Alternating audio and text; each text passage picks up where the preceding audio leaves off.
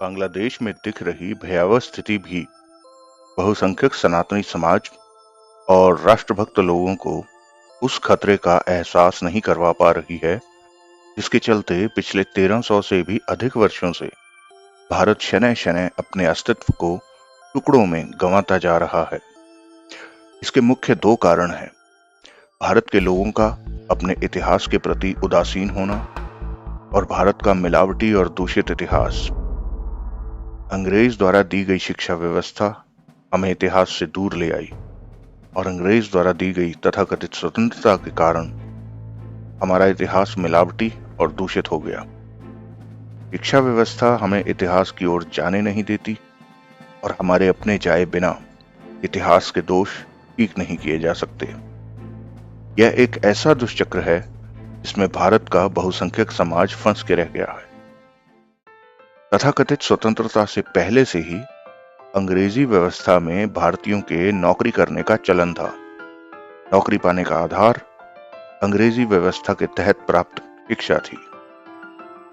भारत की वर्ण व्यवस्था को दुत्कारते, कोसते और निंदा करते हुए अंग्रेज ने प्रशासन व्यवस्था का अंग्रेजी संस्करण निकाला जिसे क्लास या वर्ग कहा गया और आज भी वही सिस्टम चल रहा है। भारत के लोग क्लास 4 और क्लास 3 की नौकरियों में भर्ती किए जाने लगे।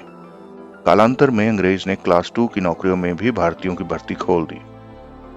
क्लास 1 की नौकरियां अंग्रेज ने अपने पास रखी। केवल सेना में ही अपवाद के रूप में अपने चाटुकार राजाओं, नवाबों और राय साहबों आदि को भी कुछ उच्च पद दे दिए गए। 1000 वर्षों से भी अधिक की गुलामी, हर कुछ साल बाद आने वाली बाढ़ या फिर सूखा या अकाल ने सोने की चिड़िया के वासियों को भिखारी से एक ऊपर की श्रेणी में लाकर खड़ा कर दिया था। कुछ तो अवश्य भीख भी मांगते रहे होंगे।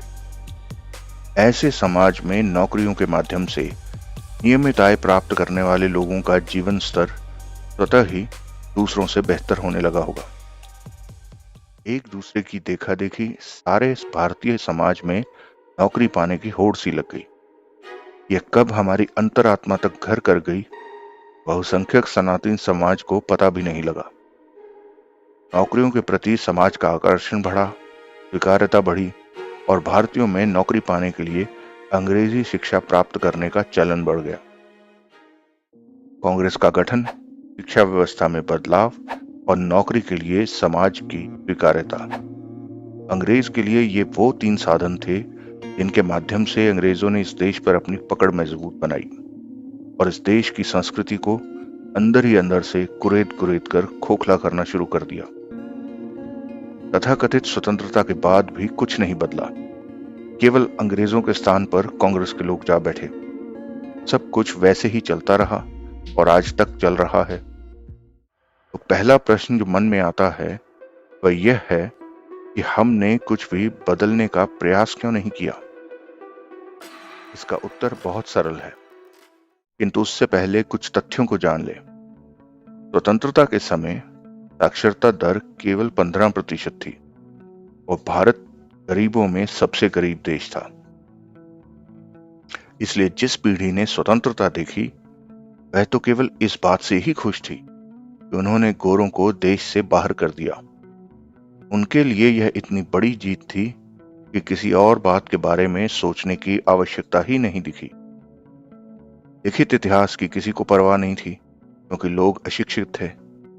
अगली पीढ़ी के आने तक साक्षरता लगभग 35% हो गई थी, किंतु तब तक एक अपूरणीय क्षति हो चुकी थी।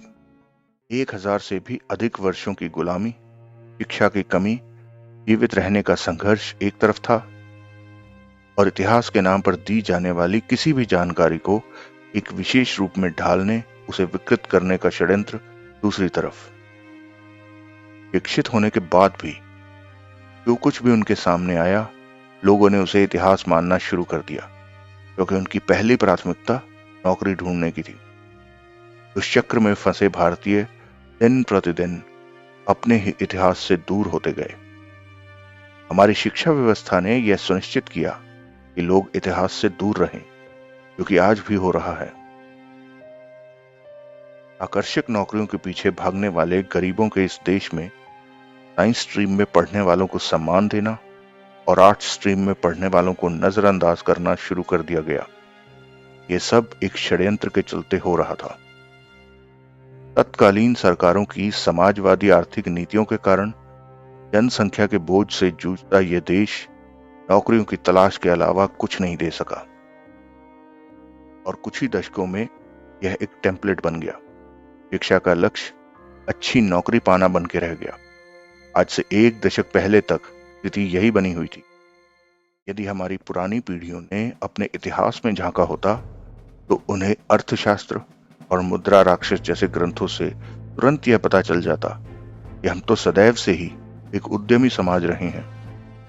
सबके अपने अपने घरों में अपना अपना काम होता था और केवल बहुत ही थोड़े से लोग बहुत ही कम अवधि के लिए किसी भी प्रकार की कोई नौकरी किया करते थे। अन्यथा सब अपने आप में उद्यमी थे, अपने स्वयं के कारोबार में लगे हुए, अपने उत्पाद की कीमत स्वयं निर्धारित करते उद्यमी। किंतु सब उस षड्यंत्र की चपेट में आ चुका था। हम न केवल देश में अपितु विदेशों तक में नौकरियों के लिए पढ़े लिखे कुली तैयार करते जा रहे थे। हमारी व्यवस्था ऐसी बनती गई कि कोई जबरदस्ती भी इतिहास पढ़ने को तैयार नहीं था। साथ ही इतिहास की शिक्षा को इतना नीरस और व्यर्थ बना दिया गया कि यदि कोई चाहकर भी इतिहास पढ़ना चाहे तो वह कुछ ही दिनों में आत्मसमर्पण कर दे। यह तो केवल कुछ ही दोष हैं हमारी उस शिक्षा व्यवस्था के।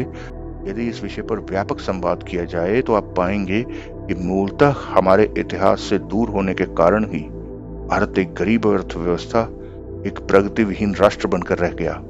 इसके नागरिकों के पास किसी प्रकार के कोई जीवन स्तर, कोई नैतिक मूल्य नहीं है। कारण केवल एक, हम अपने इतिहास, अपनी संस्कृति और अपनी सभ्यता से दूर हो गए हैं। वह संस्कृति जिसके बारे में एल्बर्ट आइंस्टाइन जैसे व्यक्ति ने लिखा कि बिना भारत के किसी भी प्रकार की प्रगति संभव नहीं थी, क्योंकि विश्व को शून्य का ज्ञान भारत से मिला। वह सभ्यता जिसके बारे में मार्क ट्वेन जैसे व्यक्ति ने लिखा कि भारत मानव जाति का उद्गम स्थल है, मानव वाणी की जन्मभूमि, इतिहास की मां, किंवदंतियों की दादी और परंपराओं की परदादी है। तो अब अगला प्रश्न यह उठता है कि किसने हमारा इतिहास दूषित और मिलावटी बना दिया और क्यों? सोशल मीडिया के आने के बाद से भारत में करीब करीब सभी लोगों को इतिहास रुचिकर लगने लगा है। मात्रा कम ज्यादा हो सकती है, किंतु अब लोग उत्सुक हैं भारत के इतिहास को जानने को। साथ ही उन्हें अक्सर इस बात की हैरानी भी होती है कि उन्हें यह सब पहले क्यों नहीं पता था। गूगल, विकिपीडिया और अन्य कई वेबसाइट्स हैं, दर्जनों चैनल हैं यूट्यूब पर जो इतिहास बताते हैं। सच्चा झूठा जिसको जैसा कुछ मिल रहा है वो इतिहास के नाम पर पेश करता जा रहा है और इस कारण हमारे इतिहास की सही से अधिक गलत जानकारी आगे बढ़ती जा रही है। भारत का मुख्य धारा में प्रचलित 8वीं सदी से आगे का इतिहास तो बिल्कुल ही झूठा है। प्रसिद्ध पुस्तक the history of India as told by its own historians के लेखक सर H.M. एलियट के शब्दों में भारत में मुस्लिम काल का इतिहास निर्लज्जता पूर्वक बुना गया एक रोचक कपट जाल लगता है। प्रख्यात लेखक और इतिहासकार श्री पुरुषोत्तम नागेश ओक जी के शब्दों में, यदि इतिहास से हमारा अर्थ किसी देश के तथ्यात्मक एवं तिथि क्रमागत सही भूतकालिक वर्णन से हो तो हमें वर्तमान समय में प्रचलित भारतीय इतिहास को काल्पनिक अरेबियन नाइट्स की श्रेणी में रखना होगा।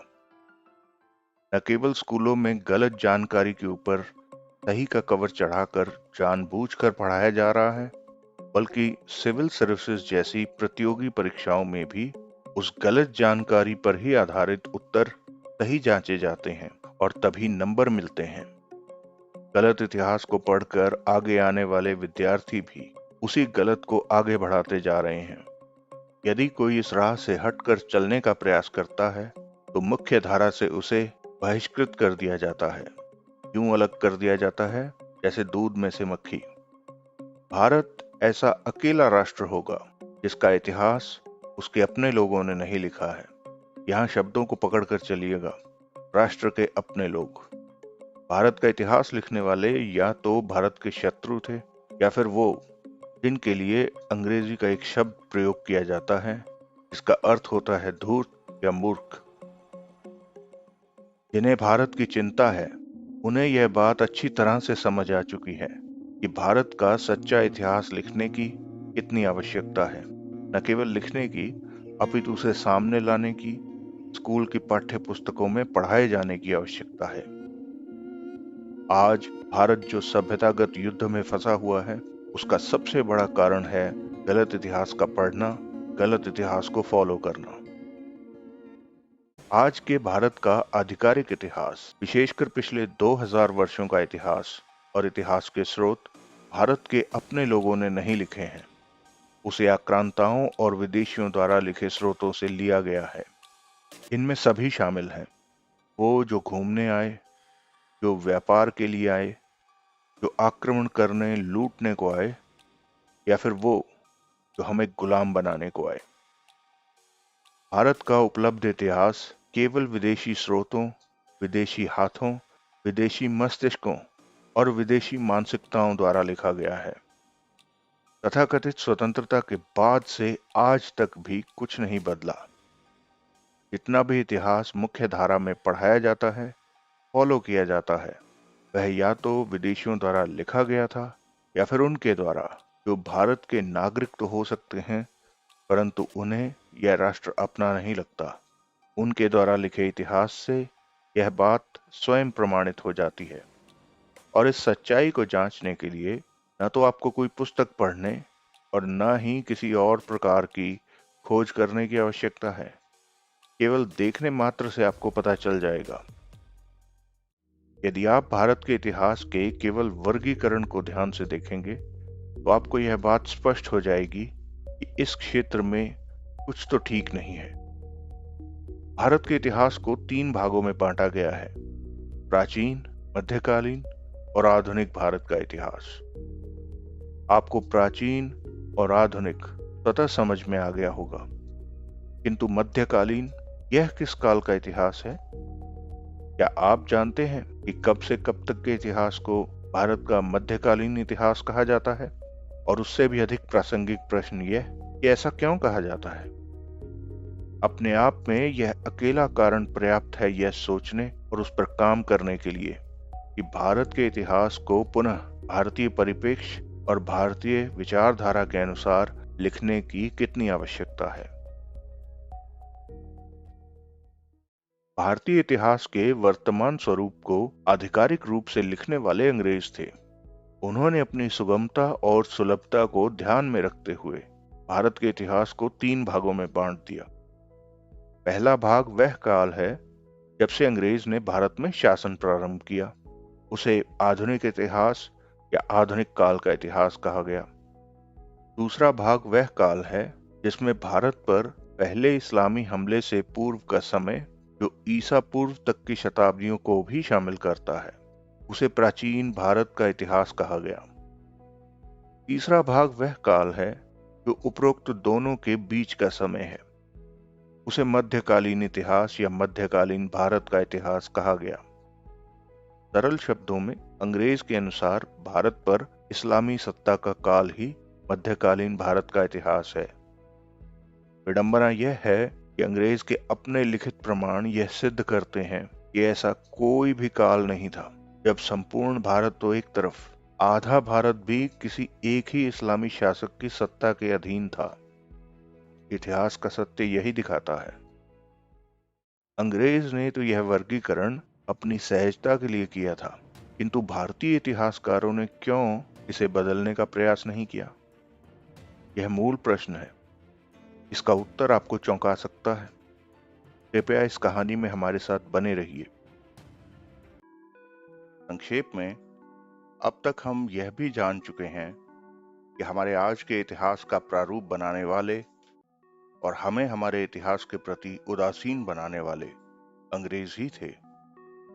आइए अब जानें कि अंग्रेज के भारत आगमन के समय का भारत कैसा था और उसे अंग्रेज ने किस हाल में पहुंचा दिया था। आज के भारत के सनातनियों की अत्यधिक गरीबी और कमजोरी को देखते हुए इसकी कल्पना करना कठिन हो सकता है, किंतु वह 18वीं सदी के भारत की अपार संपत्ति थी, जिसने इंग्लैंड और फ्रांस के लालची व्यापारियों को आकर्षित किया। सनातनी अपने विविध उद्योगों के माध्यम से अपार धन अर्जित करते थे। भारत में लगभग हर प्रकार की वस्तुओं का उत्पादन किया जाता था, जो सभ्य दुनिया में उपयोगिता और सुंदरता दोनों के लिए जानी जाती थी और जो किसी भी यूरोपीय या एशियाई राष्ट्र की तुलना में कहीं बेहतर थी। भारत के सूती, ऊनी और रेशम से बने वस्त्र विश्व स्तर पर प्रसिद्ध थे।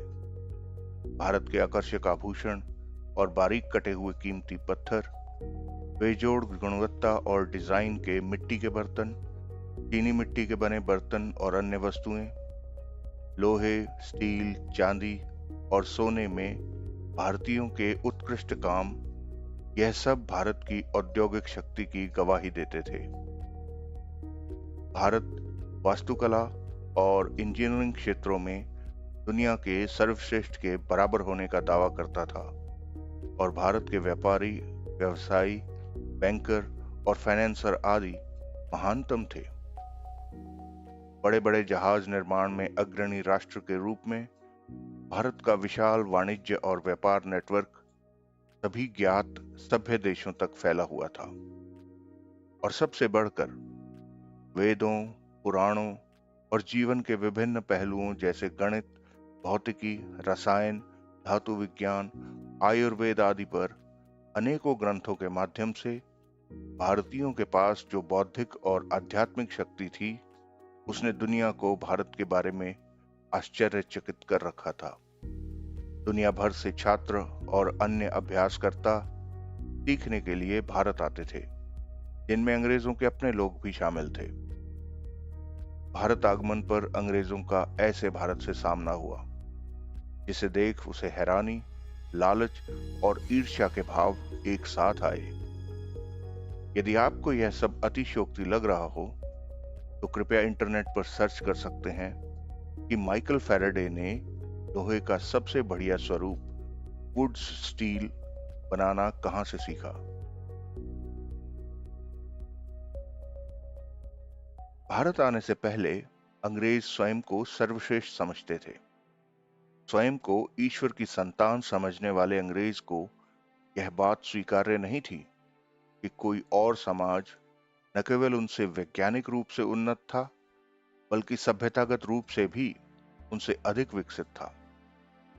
Doctrine of lapse, white man's burden और मैनिफेस्ट डेस्टिनी जैसे अमानवीय सिद्धांतों का पालन करते हुए एक तरफ जहां अंग्रेज एक के बाद एक राज्य जीतकर भारत की राज सत्ता के ऊपर कब्जा करते जा रहे थे, तो वहीं उन्होंने कुछ ऐसी नीतियां और रणनीतियां बनाई कि न केवल भारत के इस अमूल्य ज्ञान को चुराना शुरू कर दिया, बल्कि यह भी सुनिश्चित किया कि भारत के लोग अपनी परंपरा और सभ्यतागत ज्ञान से दूर हो जाएं। अंग्रेजों की बनाई रणनीतियों के प्रभाव में आज 2 शताब्दियों बाद भी कोई कमी नहीं आई है। अंग्रेज ने भारतीय समाज को शिक्षा के नाम पर अंग्रेजी परंपराओं और अंग्रेजी मानसिकता की ओर धकेलना शुरू कर दिया। शिक्षा के नाम पर ऐसी ऐसी कहानियां, विचार और सिद्धांत घड़ने शुरू किए, जिनसे न केवल उसने अपने आप को सबसे ऊपर, सबसे विकसित सभ्यता का भाग बना लिया, साथ ही भारतीय समाज के बीच फूट डाल उसे विभाजित कर दिया, ताकि वे कभी भी एक शक्ति के रूप में उसका प्रतिकार न कर सकें।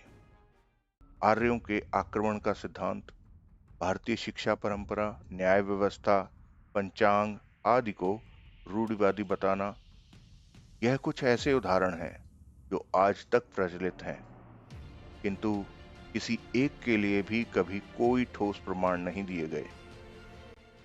निसंदेह इसमें भारत के अपने लोगों ने अंग्रेज का साथ दिया।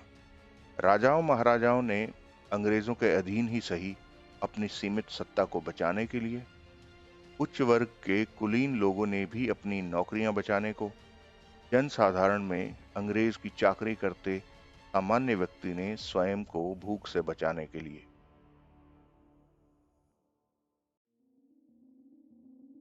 वस्तुतः रातों रात अंग्रेज ने 56% तक ऊंचा कर लगा दिया। कभी भी किसी हिंदू राजा द्वारा 15% से अधिक कर नहीं लगाया गया था। जनता इस तरह के ऊंचे करों का भुगतान नहीं कर पाई। अंग्रेज और उनके एजेंटों ने भारतीयों की संपत्तियों को हड़प लिया। समाज के विभिन्न वर्गों में व्यापक गरीबी छा गई। ब्रिटिश सत्ता ने शासक वर्ग और जमींदारों को बेदखल कर दिया। अंग्रेजों के पास उल्लेख करने लायक कोई निर्माण कला नहीं थी। उन्होंने निर्माण और कौशल सब कुछ भारतीय कारीगरों से सीखा। अंग्रेज भारतीयों से कपड़ा बनाना और धातु विज्ञान से लेकर विज्ञान, चिकित्सा और गणित के ज्ञान को चुरा ले गए। भारत से लूटे गए धन को साथ मिलाकर इस ज्ञान के उपयोग ने अंग्रेजों की औद्योगिक क्रांति को फंड करने और ईंधन देने का काम किया। लंकाशायर और मैनचेस्टर से तैयार माल को वापस भारत भेज भारतीयों को इन्हें खरीदने के लिए विवश किया जाता था और इस कारण भारतीय कारीगरों के उत्पादों की बिक्री ही नहीं हो पाती थी।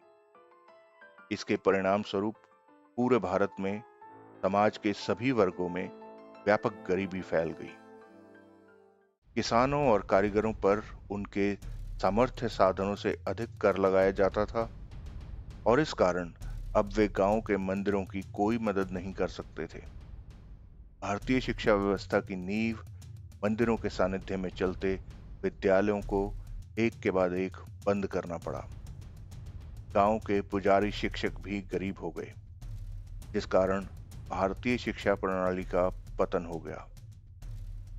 भारत में व्यापक गरीबी एक महामारी के रूप में फैल गई।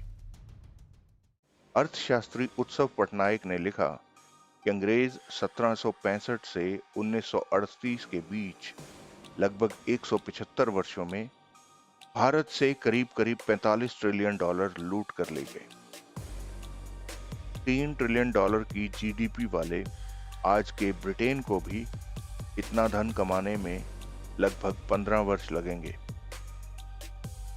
जिस तरह इस्लामी आक्रांताओं द्वारा बनाए गए किले और मस्जिदें भारत के महान मंदिरों के मलबे से बने हैं, उसी तरह पश्चिम की सारी चमक भारत के अतीत की धूल है। भारत के इतिहास को अंग्रेज की मानसिकता और अंग्रेज के परिप्रेक्ष्य से देखते हैं। यद्यपि अंग्रेज भारत के लोगों को उन्हीं के धर्म और ज्ञान परंपराओं से दूर ले जाना चाहता था, भारतीय समाज के प्राचीन ग्रंथों के महत्व को समझते हुए अंग्रेज ने अपने पुस्तकालयों में उन्हें संरक्षित कर लिया। जेम्स मिल और अलेक्जेंडर कनिंघम जैसे अन्य कई इतिहासकारों को इतिहास को क्रमबद्ध रूप से प्रस्तुत करने का उत्तरदायित्व सौंपा गया। अंग्रेज को मुस्लिम दरबारियों और तत्कालीन अन्य लेखकों द्वारा लिखे दस्तावेजों में व्यापक और विस्तृत जानकारी मिली, जिसके आधार पर भारत पर आक्रमण करने वाले प्रत्येक इस्लामी आक्रांता का इतिहास लिखा गया। अंग्रेज ने यह सुनिश्चित किया कि प्रत्येक मूल स्रोत को अनुवादित कर उपलब्ध करवाया जाए ताकि लोग इतिहास के स्रोत को भी पढ़ सकें। मूल स्रोतों में लिखी हिंदुओं और मुसलमानों के बीच लंबे संघर्षों की व्यापक भयावहता, जिनमें प्रत्येक इस्लामी आक्रांताओं द्वारा किए कुकृत्यों का कच्चा चिट्ठा सबके सामने आ गया था।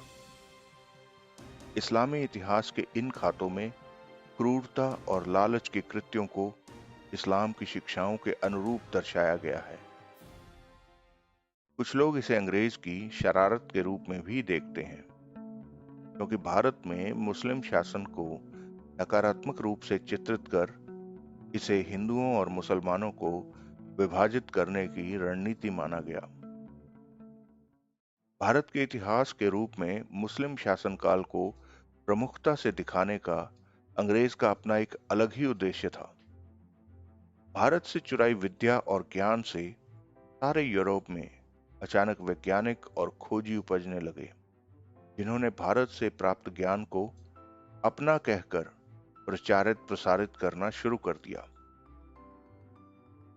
साथ ही ऐसा करके अंग्रेज ने पूरी दुनिया से यह बात भी छिपा दी कि भारत कितनी महान सभ्यता का घर था। इससे उसके अपने को सर्वश्रेष्ठ कहने के अहंकार की भी तुष्टि होती थी, और साथ ही उसने अपने धर्म ग्रंथों में लिखा हुआ भी मिथ्या कहे जाने से बचा लिया। इससे उसके अपने घर विदेश में बैठे लोगों का यह भ्रम भी बना रहा कि वे ही धरती पर सबसे महान थे, जैसा कि उनके धर्म ग्रंथों में लिखा हुआ है। याद रखिए, पश्चिम की सारी चमक भारत के अतीत की धूल है।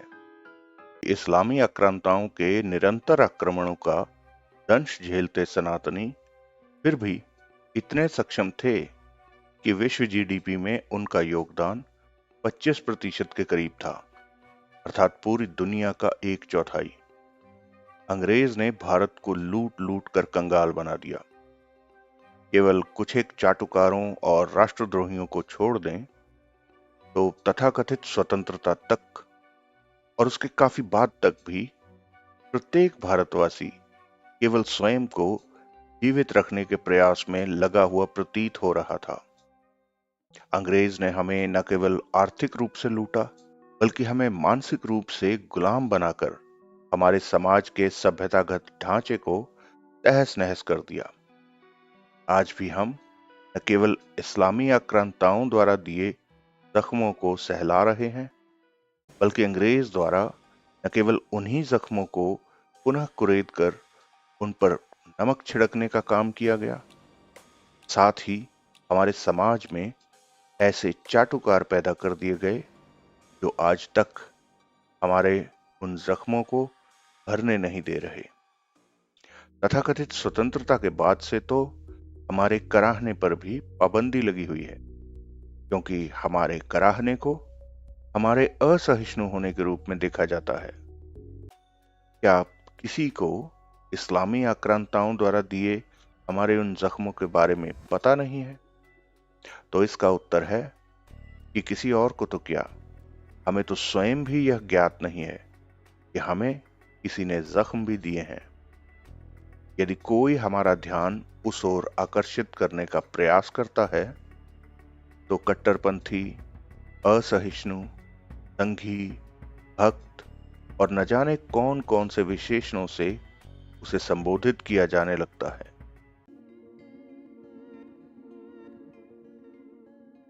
इस्लामी आक्रांताओं के साथ आए मुस्लिम इतिहासकारों ने बड़े पैमाने पर दस्तावेजीकरण किया। भारत पर इस्लामी आक्रांताओं के एक एक काम का वर्णन बहुत ही विस्तार से, लगभग दैनिक विवरण प्रदान करते हुए किया गया है। उनके इन दस्तावेजों में मुसलमानों को गाजी या शहीद और हिंदुओं को काफिर या अभिशप्त के रूप में चित्रित किया गया है।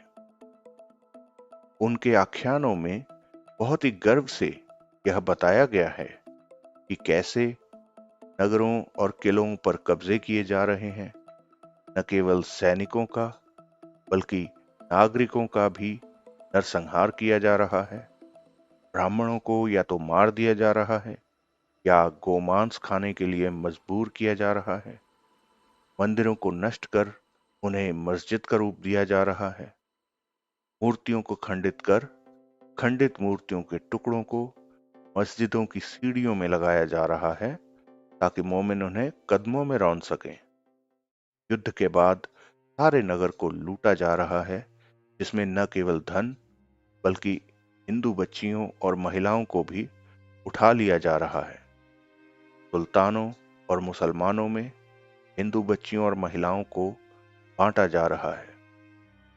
इस्लामिक दुनिया में हिंदू बच्चियों, महिलाओं और पुरुषों को गुलाम के रूप में बेचने के लिए बंदी बनाकर भेजा जा रहा है। इन दस्तावेजों और आलेखों में हिंदुओं के साथ प्रत्येक संघर्ष को इस्लामी पैगंबर और इस्लामी खलीफाओं की शिक्षाओं के अनुरूप जिहाद के रूप में चित्रित किया है। और बलपूर्वक हिंदुओं के इस्लाम में धर्मांतरण को इस्लाम की शिक्षाओं के अनुरूप दर्शाया गया है। इस्लामी इतिहास के इन खातों में क्रूरता या लालच के कृत्यों के लिए किसी प्रकार के पश्चाताप या फिर दया के किसी रूप का कोई उल्लेख नहीं है। इसके विपरीत मुस्लिम इतिहासकारों ने इस बात के लिए गहन संतुष्टि और कृतज्ञता की भावना दर्ज की है कि अल्लाह ने उन्हें इस्लाम के प्रसार, मूर्ति पूजा के विनाश और इस्लामी सत्ता के लिए धन लूटने की शक्ति दी। इस लूट को केवल इस्लामी भाईचारे या उम्मह के हित में मुजाहिदों, उलेमाओं और सूफियों के बीच वितरित किया जा रहा है। सूफी भी इस्लामी शक्ति के एक तत्व के रूप में बहुत ही छद्म रूप से इस्लाम को बढ़ाने और इस्लामी शासन को मजबूत करने के काम करते थे। आज भले ही उन्हें फिल्मों आदि के माध्यम से प्रचारित कर बहुत ही शांतिप्रिय दिखाया जाता हो, किंतु उनका सत्य कुछ और ही है। दिलचस्प बात यह है कि जब ये तत्कालीन इतिहासकार मुस्लिम शासकों के बीच आपसी किसी संघर्ष का वर्णन करते थे, तो स्वर और फोकस नाटकीय रूप से बदल जाता था। तब मुस्लिम बनाम हिंदू, मस्जिद बनाम मंदिर या मूर्ति भंजक बनाम मूर्ति पूजक पर जोर नहीं होता था। तभी उसे केवल राजनीतिक कारणों से हुए संघर्षों के रूप में दिखाते थे। हालांकि लूटपाट और हिंसा का उल्लेख था, किंतु फिर भी इन वृत्तांतों में दुख की एक अलग भावना व्याप्त होती थी कि मुसलमान एक दूसरे के खिलाफ लड़ रहे थे, क्योंकि उनके पैगंबर द्वारा दिए निर्देशों के विपरीत कार्य था। इतिहास में लिखे ये मुस्लिम वृत्तांत पूरी तरह से संरक्षित हैं। इनके मूल और अनुवादित दोनों संस्करण विश्व की प्रमुख भाषाओं में उपलब्ध हैं। साथ ही ये दस्तावेज या पुस्तकें दुनिया भर के अभिलेखागारों या आर्काइव्स में और पुस्तकालयों में रखे गए हैं। यहाँ तक कि मुस्लिम समाज के विशिष्ट व्यक्तियों के महलों और हवेलियों में भी अमूल्य खजाने के रूप में रखे मिलते हैं। स्पष्ट है कि वे इन्हें अपने इतिहास पर गर्व करने वाले वर्षों के रूप में देखते हैं और अपने आने वाली पीढ़ियों को दिखाते हैं कि उनका इतिहास क्या था और कैसा था। इस प्रकार इस्लामी आक्रांताओं के कुकृत्यों के इतिहास की तथ्यात्मकता पर प्रश्न नहीं उठाया जा सकता, क्योंकि सब कुछ लिखित रूप में उपलब्ध है। कोई चाहे इन तथ्यों की सत्यता को परख सकता है, किंतु सारा खेल इन तथ्यों की व्याख्या करने वालों की मानसिकता और वैचारिक पूर्वाग्रह का है। पेट्रोडॉलर के बल पर रूढ़िवादी मुस्लिम इतिहासकारों ने अपने मध्यकालीन समकक्षों या कहें पूर्वजों की भावनाओं को दोहराया। उन्होंने निसंकोच मुस्लिम आक्रांताओं को इस्लाम और कुफ्फार की जंग लड़ते दिखाया और उन पर गर्व किया। इसे हम उनकी विकृत विचारधारा ही कह सकते हैं।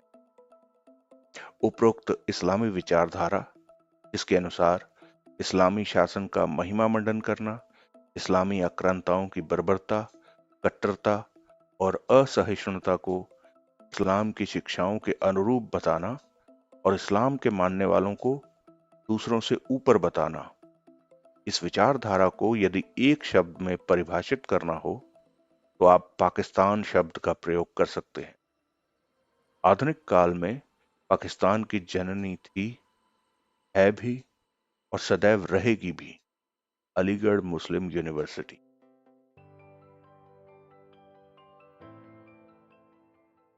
अलीगढ़ विचारधारा के सभी तथाकथित इतिहासकारों और तथाकथित विद्वानों ने रूढ़िवादी मुस्लिम इतिहासकारों के लिखे को ठीक या सही करने का सफल प्रयास किया। अपने इस प्रयास में उन्होंने ऐसे ऐसे तर्क दिए कि उनके लिखे को पढ़कर तो ऐसा लगने लगता है कि भारत में किसी भी प्रकार का कोई इस्लाम प्रेरित आक्रमण कभी हुआ ही नहीं।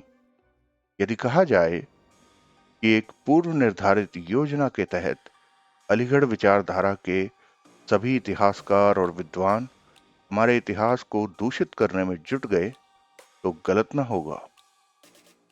कलम के इन जिहादियों ने सबसे पहले इस्लामी आक्रांताओं की पहचान बदलने का प्रयास किया और उन्होंने इन आक्रांताओं को तुर्क साम्राज्यवादी कहकर संबोधित करना शुरू किया।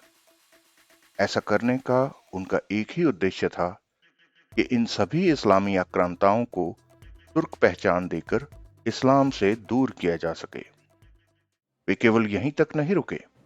इसके बाद अलीगढ़ विचारधारा के इन तथाकथित इतिहासकारों ने इस्लामी आक्रांताओं द्वारा की गई लूट और बर्बरता को इस्लाम की शिक्षाओं से प्रेरित होने से स्पष्ट इंकार कर दिया और उस लूट और बर्बरता के लिए तथाकथित तुर्कों की मध्य एशियाई खानाबदोश प्रवृत्ति को उत्तरदायी ठहरा दिया। उनका तर्क यह है कि वे तुर्क लुटेरे अनिवार्य रूप से इस्लाम के नाम पर अपनी अंतर्निहित प्रवृत्तियों का प्रदर्शन कर रहे थे। इस्लामी आक्रांताओं की करतूतों पर पर्दा डालने के उपक्रम में अलीगढ़ विचारधारा के इन तथाकथित इतिहासकारों का अगला तर्क यह है कि उस समय के मुस्लिम इतिहासकार मुख्य रूप से दरबारी थे, जो अपने शाही संरक्षकों की चापलूसी में किसी भी घटना को बढ़ा चढ़ाकर पेश कर रहे थे और इसी कारण उनके लिखे युद्धों के विवरण में मंदिरों के विनाश, मस्जिदों के निर्माण तथा हत्याओं और मारकाट की संख्याओं को बढ़ा चढ़ाकर बताया गया है। इसलिए इन विवरणों को संदेह की दृष्टि से देखना चाहिए। इतना ही नहीं, अलीगढ़ विचारधारा के तथाकथित इतिहासकारों के अनुसार जबरन इस्लाम में धर्म परिवर्तन जैसा कुछ हुआ ही नहीं। अपना तर्क प्रस्तुत करते हुए वे कहते हैं कि यदि जबरन धर्म परिवर्तन के लिए बड़े पैमाने पर बल का प्रयोग किया गया होता तो सदियों के मुस्लिम शासन के दौरान पूरा भारतीय उपमहाद्वीप बर्बाद हो गया होता। साथ ही वे ये तर्क भी देते हैं कि मुस्लिम शासन के अंत तक भारत मुख्य रूप से हिंदू बना रहा। उनके अनुसार यह दर्शाता है कि जबरन धर्मांतरण उतना प्रचलित नहीं था जितना कि इस्लामी आक्रांताओं के साथ आए मुस्लिम इतिहासकारों ने लिखा है। अपनी इन व्याख्याओं के समर्थन में अलीगढ़ विचारधारा के इन तथाकथित इतिहासकारों ने न तो कोई रेफरेंस दिया है और न ही यह स्थापित किया है कि उनकी इन व्याख्याओं का स्रोत क्या है। अर्थात सब कुछ उनकी अपनी मनगढ़ंत कहानी है। स्वयं के लिखे झूठ में डूबे होने के कारण ये तथाकथित इतिहासकार इस बात का ध्यान भी नहीं रख पाए कि अंग्रेज द्वारा लिखे इतिहास के अनुसार भी सदियों का मुस्लिम शासन जैसा कोई कालखंड भारत के इतिहास में नहीं था। वह भी इन्हीं लोगों द्वारा स्वयं लिखा गया झूठ है जिसे अंग्रेज ने अपने मतलब के लिए मान्यता दे रखी है। न केवल अंग्रेज द्वारा संकलित वृत्तांत इस बात को दोहराते हैं कि किसी भी इस्लामी आक्रांता का इतना लंबा और विस्तृत कार्यकाल या शासन नहीं रहा कि वह समूचे भारत का हिंदू चरित्र बदलने का प्रयास भी कर पाता, बल्कि उस काल में तलवार की शक्ति के बिना कोई ऐसी शक्ति नहीं थी जो भारत के हिंदू चरित्र को जीवित रख सकती थी। भारत के इतिहास के साथ इस प्रकार के अपमानजनक और क्रूर व्यवहार को देख कोई भी राष्ट्रभक्त क्षोभ और क्रोध से भर जाए। तो फिर उनके ये झूठ और प्रपंच चल कैसे गए? किसी ने कोई प्रश्न क्यों न उठाया, कोई विरोध क्यों न किया? यह प्रपंच बहुत ही विस्तृत और व्यापक है, क्योंकि इस प्रपंच के लाभार्थी अनेक प्रतिष्ठित व्यक्ति, राष्ट्र, संस्थान और व्यवसाय हैं। इस्लामी आक्रांताओं के साथ आए मुस्लिम इतिहासकारों ने जो लिखा उसे ईस्ट इंडिया कंपनी के लोगों और अंग्रेज इतिहासकारों ने त्यों का त्यों अनुवादित कर लिया। फिर अंग्रेज सरकार ने हमारे इतिहास में अपने हितों के अनुसार जोड़ घटाव कर उसे दूषित कर भारत के लोगों तक पहुंचाया, जिसे भारत के लोगों ने गुलामी की एक और प्रताड़ना के रूप में स्वीकार कर लिया। किंतु तथाकथित स्वतंत्रता के बाद भी उस दूषित इतिहास को ही यथावत न केवल स्वीकार कर लिया गया, बल्कि एक षड्यंत्र के चलते उसे और भी जहरीला बनाने में कोई कसर नहीं छोड़ी। भारत के इतिहास को विकृत करने वालों में 3 पक्ष सबसे प्रमुख हैं: अंग्रेज, अलीगढ़ विचारधारा और वामपंथी विचारधारा। उस काल के इतिहास के मूल स्रोतों में लिखे को अलीगढ़ विचारधारा के इतिहासकारों ने पूरी तरह से बदल डाला और इस सब को आगे बढ़ाने में उनका साथ दिया वामपंथी इतिहासकारों ने। आइए आज देखें भारत के इतिहास पर वामपंथी इतिहासकारों का दृष्टिकोण।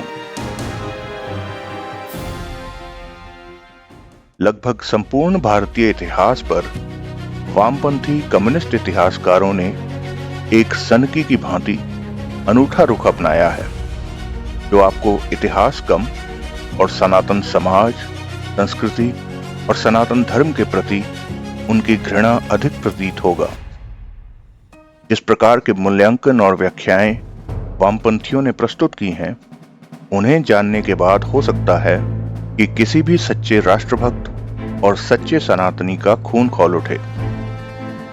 साथ ही अलीगढ़ विचारधारा के इतिहासकारों की भांति अपने किसी भी प्रकार के व्याख्यान या मूल्यांकन के लिए वामपंथी इतिहासकारों ने भी किसी भी प्रकार का कोई भी साक्ष्य, कोई भी स्रोत आदि प्रस्तुत नहीं किया है।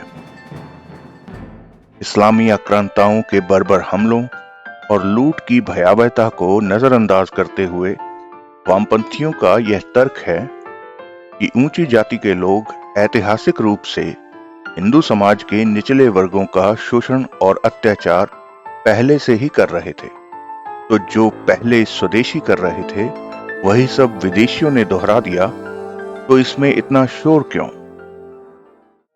इस्लामी आक्रांताओं द्वारा भारत के लोगों को गुलाम बनाकर बेचने पर वामपंथी विचारधारा का लिखना है कि भारत गरीबों के लिए एक विशाल जेल की भांति था और यदि तुर्कों द्वारा कुछ लोगों को व्यापक दुनिया दिखाने के लिए ले जाया गया तो इस पर भारतीयों को आक्रोशित नहीं होना चाहिए, उल्टे तुर्कों को धन्यवाद देना चाहिए कि उन्होंने कुछ को तो मुक्ति का मार्ग दिखाया। अति तो तब हो जाती है जब भारत की बच्चियों और महिलाओं को इस्लामी मंडियों में गुलाम और यौन दासियां बनाकर बेचने को वामपंथी इतिहासकार अपनी उद्दंडता की सीमा लांघ कर यह सुझाते हैं कि सनातन समाज में पारंपरिक रूप से महिलाओं को दबाकर और अपमानित कर रखा जाता था। तुर्कों ने हिंदू महिलाओं को अपने हरम में रखकर उन्हें हिंदू समाज के भीतर मिलने वाली सामाजिक स्थिति से बेहतर स्थान दिया। जबरदस्ती गोमांस खिलाने के प्रकरणों पर भी वामपंथी इतिहासकारों ने अपनी उद्दंडता का ही परिचय दिया है। इन कम्युनिस्ट इतिहासकारों ने हिंदुओं के आहार संबंधी आदतों पर अपना विश्वमन किया है। उनके अनुसार सनातन समाज का गोमांस का सेवन न करना केवल ब्राह्मणवादी प्रभाव के कारण है।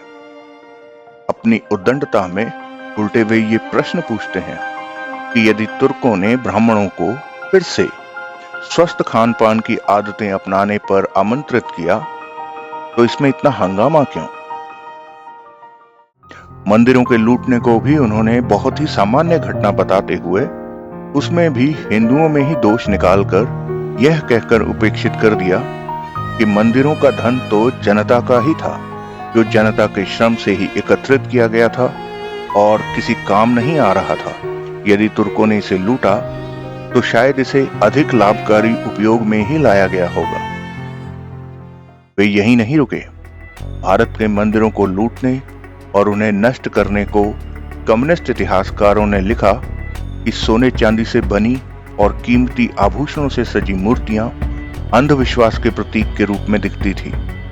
इन मूर्तियों को नष्ट करके तुर्कों ने अनजाने में हिंदुओं का अंधविश्वास से पीछा छुड़वाने में सहायता करी है। जबरन धर्म परिवर्तन के अध्यायों को देखें तो ज्ञात होता है कि यहाँ तो वामपंथियों ने काले को ही सफेद कह दिया है। वामपंथी इतिहासकारों के अनुसार भारत पर इस्लामी विजय की कहानी बहुत ही सीधी और स्पष्ट है। उनके अनुसार हिंदू जनता उत्पीड़न का सामना कर रही थी, जिसे तुर्कों ने आकर बचाया।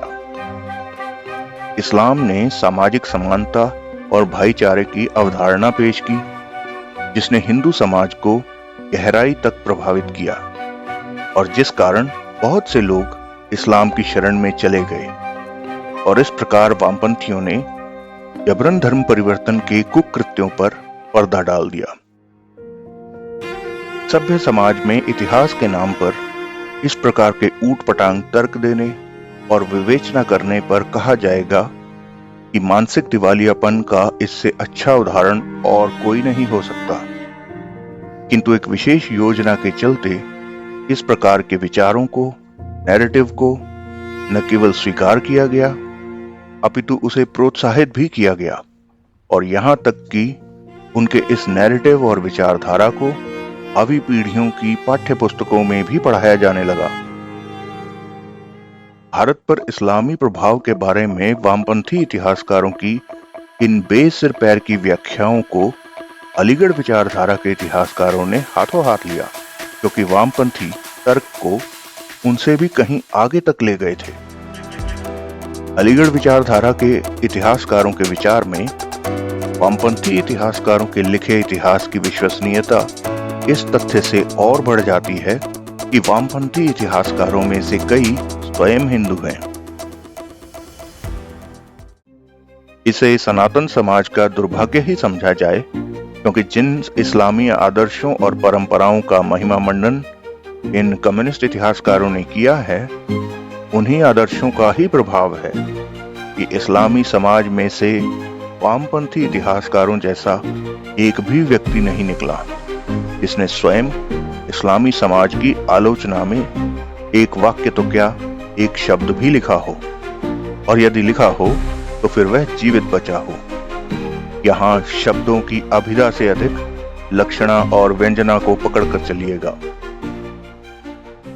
यहाँ तक आपने यह बात भली भांति भांप ली होगी कि किस प्रकार वामपंथी और अलीगढ़ विचारधारा के चलते 8वीं सदी के बाद के भारत की कहानी कहीं खो गई।